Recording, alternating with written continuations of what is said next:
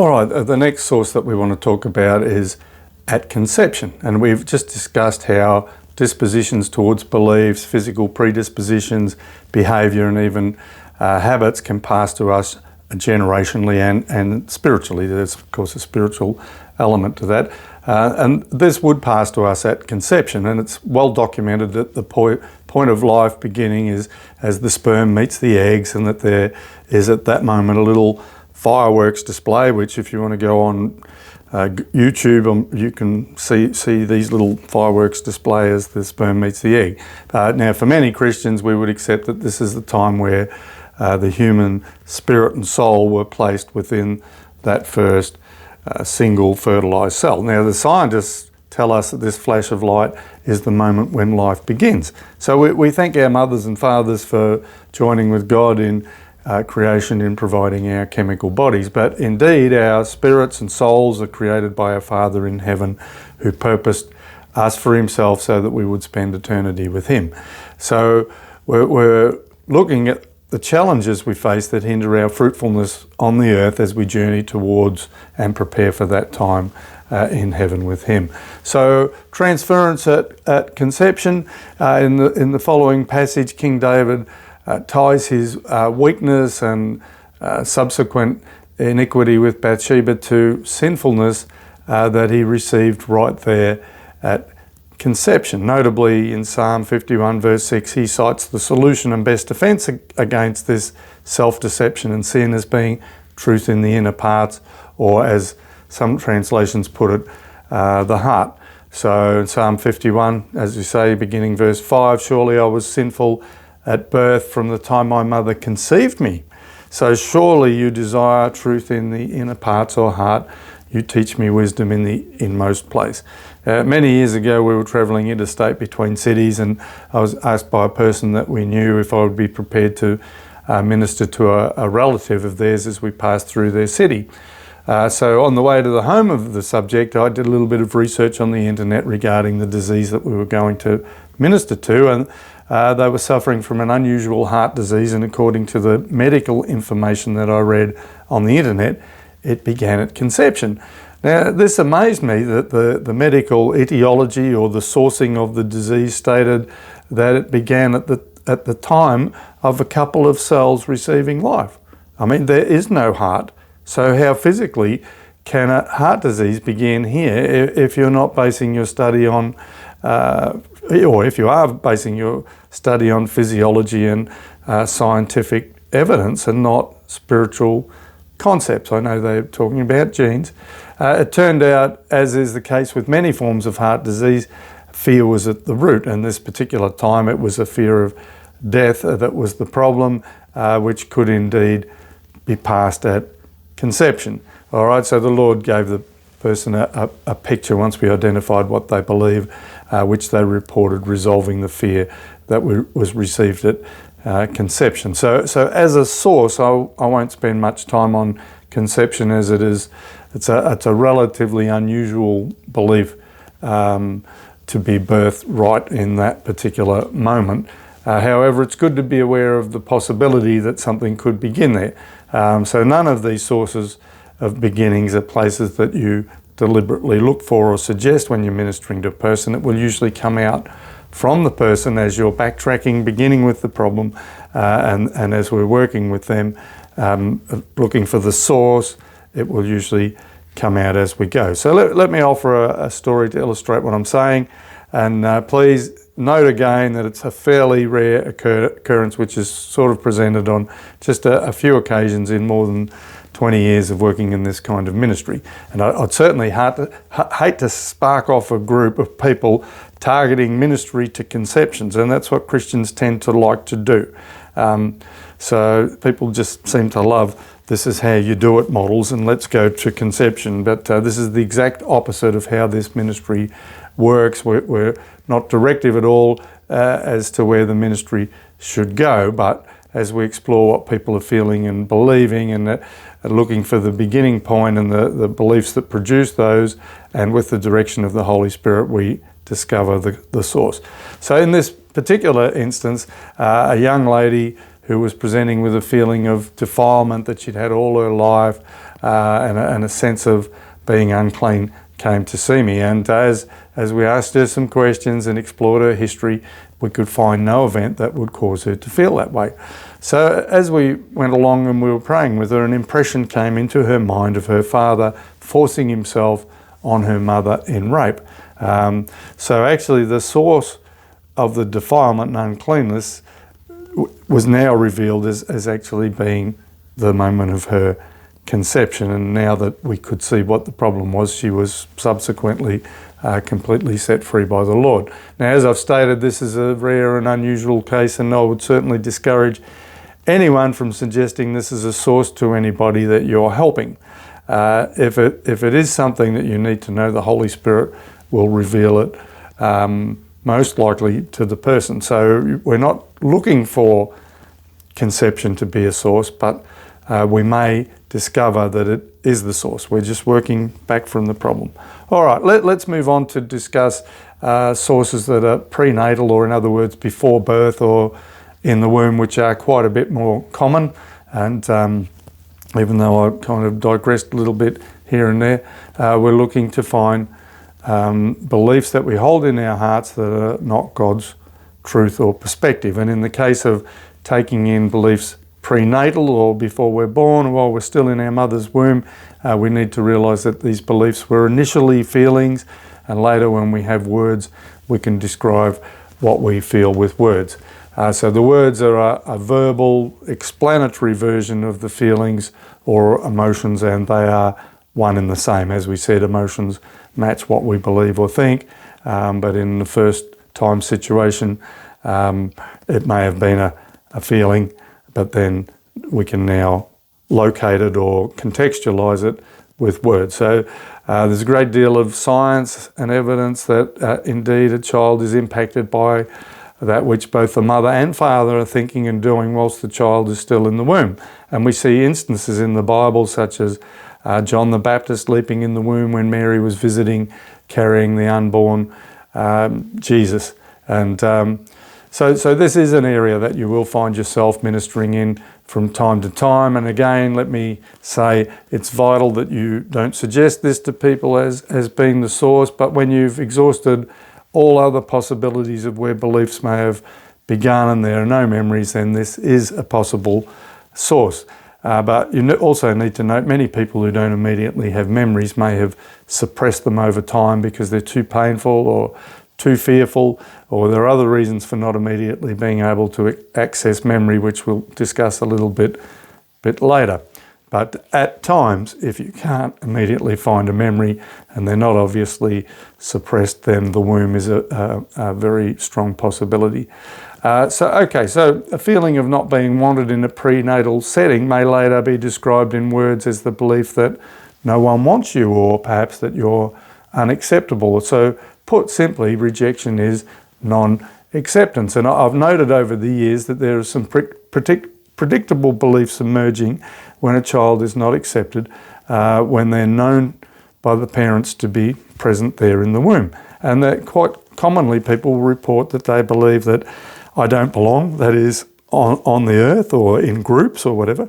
I'm even an intruder, possibly a nuisance, or I shouldn't be here, I'm not wanted, or I'm not loved. Now, there, of course, can be other reasons coming from memories and events that can cause you to hold those exact same beliefs, and probably most times they will come from memories. But if I hear those things, I do pay attention. I reiterate that it's vital to not try to take people to a source that you believe may be the root. Just begin with the presenting problem and work backwards into their inner reality, and things will begin to come to mind. For example, we've all seen people who come to church who are warmly accepted, they're loved, they're valued, but eventually they find some reason to move on, and so they go running around to many churches, and finally, sadly, often they leave a church environment altogether. Now, many times the reason is that no matter how much love that they receive, if they hold a belief in their hearts that they do not really belong, or are not an accepted part of the group, and not really loved, wanted or valued, they will eventually leave. Now, all of these beliefs promote anxiety for them in the form of fear of rejection. Now, once we've been rejected, whether it's in the womb or prenatally or after birth, we fear it happening again. And this is actually the most common kind of fear and anxiety that we have, fear of man, or in particular how man will deal with us. And all right, let's look at some other kinds of beliefs that may come from prenatal influences, and it will very much depend on the situation and circumstances. So it's very much the case that we can receive any kind of belief that the mother is feeling. So if a father has left the mother because he found out that she was pregnant, she will most likely feel that she's not important or not valued. Now, this may transfer to the child, who now also feels that, and they may grow up believing that men will not be there for them and that they do not value you or treat you as important and valuable. So this could be a possible route to behaviour such as extreme self-importance, and is behind issues such as narcissistic attitude. So the solution to feeling that you're not important becomes you become the only one who is important, so nobody else is important. Of course, there can be other events again in childhood where the same beliefs have taken hold and can produce the same behaviour. All right, now a mother who already has small children and is struggling to manage in some way may produce a child who has imbibed the mother's anxious feeling and goes through life stressed from a belief that they will not be able to cope, which is what the mother was feeling.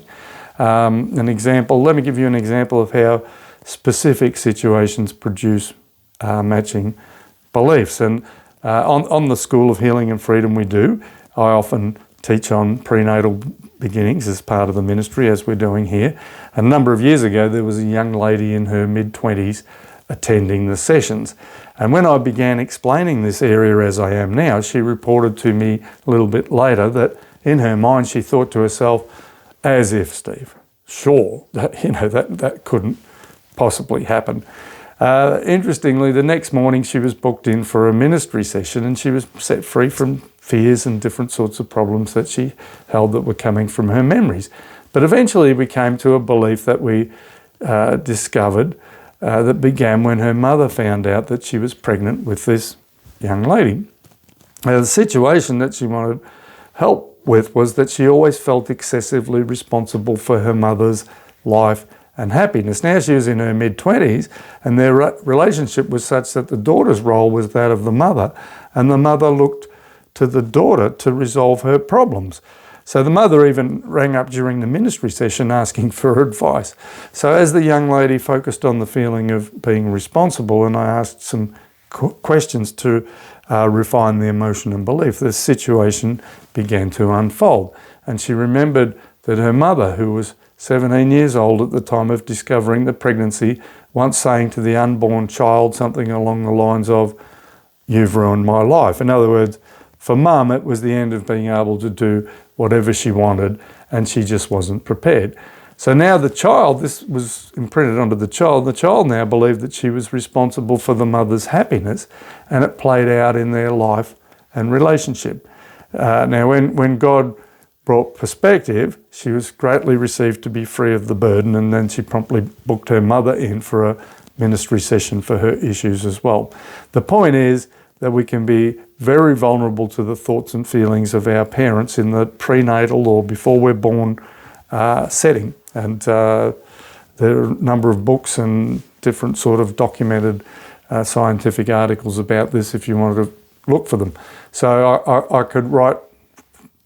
could talk for quite some time about stories such as people with fear of water that were in a prenatal situation as the parents were at sea in storms, and numerous other situations that are the basis of a person's anxieties, but they began right there in the womb. So people are going to receive freedom in different ways in their healing moments, such as God touches them and sets them free. I recall one lady suffering from prenatal rejection, and as she's feeling the pain of that rejection, something like a warm blue star touching her heart as she felt that the pain emanating from her lack of acceptance came in and just ministered to her and set her free. Okay, so in any case, we need to keep all of this simple. So whether it's prenatal or from another source, you can generally make an educated guess as to what a person may have been thinking in a given situation or circumstance. And as an example, it's common to find a child that has, for instance, been abandoned by the father either before birth or in early childhood, now holding a fear of abandonment. So they would have beliefs such as, there's no one there for me, there's no one to protect or provide for me, men don't think I'm important, or other sorts of predictable beliefs are common. So once the abandoned insecurity feeling is there, it will become a large part of their lives, and having been abandoned, then the fear of it happening again will be a prominent anxiety. And people with these kinds of wounds will typically be quite controlling and possessive around relationships, often needing constant reassurance that those around them will be there for them if they need them. So it begins in the mind with the fear of abandonment beliefs such as, I could be left alone, and it ends in the body with physical problems such as, for example, asthma, which is the normally accepted route in Christian circles is fear of abandonment. And we've found this to be the case as well. So adopted children may have beliefs such as, where is everybody, in particular everybody familiar, where have they gone, there's no one there for me, and these will be going on underneath as an anxiety in the person's life, and so they're going, where is everybody who should be there, are no longer there. And as I say, this can create a considerable amount of fear, anxiety, and even depression. So what can we do? Well, as we understand circumstances and situations, which is what we're looking at, we can then predict what they may think, and we can help to locate a person close to the beliefs that they hold. So as ministers, in our efforts to help, we can look at a situation or circumstances, make an educated guess and propose what might be believed and offer it as a suggestion. That's assuming the person doesn't already know what they believe. Now, this could come out in a statement from you, for instance, in a situation where it's known that the parents decided not to keep you as, so do you feel like you're not wanted? Now, people actually do know what they feel. If they're honest, they will either say, yes, I do feel like that, or no, not really, or perhaps they'll say, that's close, but it's more like this or that. And you've simply landed them near their belief. And before you invite the Lord to bring truth there, you might ask further questions such as, do you feel that there's any reason that you are not wanted? And they may reply that they just feel that they're not wanted, and that is the belief they hold. Or they may respond with something along the lines of, I feel as though I wasn't wanted because I was in the way, or a nuisance, or not what they wanted, or some other kind of qualifying belief. So if a child is rejected pre-birth or even after birth and they're feeling not wanted, then even though the parents might change their mind and accept the child later, or perhaps they decide to stay together if they were thinking of splitting up, the child will have already received the rejection in that initial moment of emotional weakness, or that breach in emotional integrity. So whatever the source, the thoughts and beliefs that have been encoded in the heart will match that which you would reasonably expect to be taken in given the content of the event. So let me just make a note here regarding suggesting possible beliefs. Now, some ministries doing this kind of work would never suggest a possible belief. Their guidelines could be something such as that the person must discover the belief themselves. Now, I could never see any practical reason for this personally. People come to you to help them identify whatever it is that they believe that's causing their problem, and basing your suggestions on what you would expect could be reasonably taken in as a belief can make a session dramatically shorter, which leaves you more time to minister into other areas. Now, I've never, ever, with thousands and thousands of ministry moments, ever seen anyone agree with the suggested belief just to please me. They either say yes, exactly, or almost, but it's more like this, or no, that's not it. And the more ministry experience that you have, the more discernment and skill you will have at helping people identify beliefs. Of course, it's not a technique or a method that has to be followed.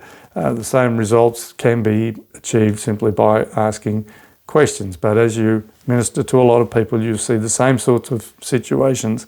And so we'd say suggesting belief options is simply a tool that may be appropriate in some situations, and it may prove to be helpful with, for example, some subjects who don't quite understand what it is you're looking for as you tell them you're seeking out heart beliefs. So let's just, as we're looking at this whole kind of area, let's examine, for example, gender confusion that begins with prenatal influence as the potential source. Now, many times I've found people who feel that they should have been the opposite gender often comes from people who want the child to be born a particular sex. A few years ago, when I was teaching this to some pastors in Africa, one of the hosts of this quite large meeting took to the platform after I'd finished the session, and very bravely in front of 200 or 300 pastors, he proclaimed that when his daughter was in his wife's womb, and given that he had wanted a boy, or they had wanted a boy, he prayed and he declared and he prophesied over the child that it would be a boy. The problem was they had a daughter, and now he confessed quite publicly that as a grown-up girl, when he leaves the house, she puts on his clothes. So it's really best to leave the selection to the Creator. At times when I've ministered to farmers' daughters, it's a great way to illustrate this effect. Their hair is cut like men's hair, they wear men's overalls, sometimes they can outwork any of the men on the farm, and it's not uncommon for them to exhibit lesbian tendencies. Now, the farmers have wanted boys to help with the farm work, and so these girls have felt from before birth which position in the family that they should fulfill. Now remember, as a principle, as a person thinks in their heart, so are they, Proverbs 23:7. So these girls think in their hearts that they should be boys, and that is how they are in terms of their gender orientation now and behaviour. This then becomes the basis of their identity. In the same way, I've ministered to men who believe that they should be girls and had various predictable distortions of their personality. Now, for all of these people, you cannot not be a sexual being. You are a sexual being. So now your sexuality conforms to your beliefs about which gender you should be, often even relating to acceptability. So we see some behaviour with perhaps homosexual men or women who felt like a man would never love them because their father never loved them, and so now it becomes very important for them to prove that they can get a man to love them, and so they gravitate towards homosexuality. Now, as I said, you can't not be a sexual being.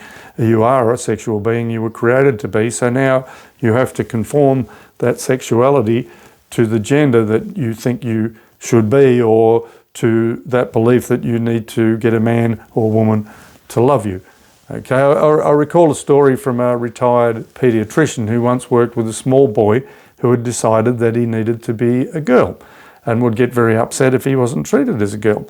Now, upon examination, the beginning point for this belief was the arrival of a baby girl in the family who seemed to get a great deal of attention and affection.